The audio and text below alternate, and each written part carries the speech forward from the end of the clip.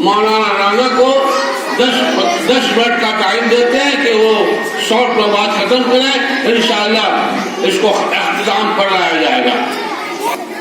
پھر بھی امید کے گلشن کو سجانا ہوگا، جشن جمہور بہر طور منانا ہوگا۔ ملک میں بسنے والے 700 کروڑ شہریوں کو پریشان کرنے کی ناپاک سازشیں کی جا رہی ہیں۔ آزاد ہندوستان کے اندر اسی وقت جب بابا بھیم راؤ امبیڈکر نے یہی RSS والے، یہ RSS والے جو 90 سال سے اس ملک کے سیکولر ڈھانچے کو، اس ملک کے سیکولر دستور کو ختم کر کے اپنا قانون جو منوواد اور منو اسمرتی والا قانون ہے، اپنا قانون اس ملک میں نافذ کرنے کی کوشش کر رہے ہیں۔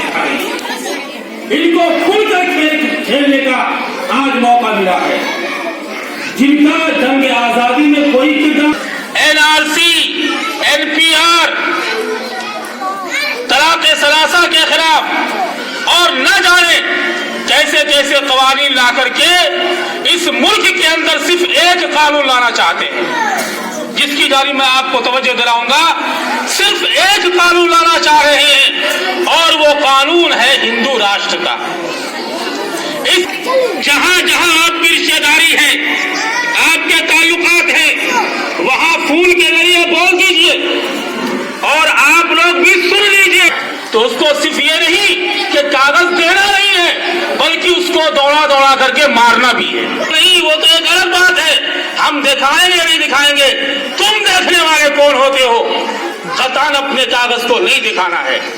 ہم کسی کاغذ کی بنیاد پر اس ملک کے شہری نہیں ہیں۔ سیدھی سی بات ہے، ہمارے آباء و اجداد نے، ہمارے اکابرین نے، ہمارے بڑوں نے اس ملک کو خون دے کر کے سینچا ہے۔ ہمارے آباء و اجداد کا خون اس ملک کے اندر ہے۔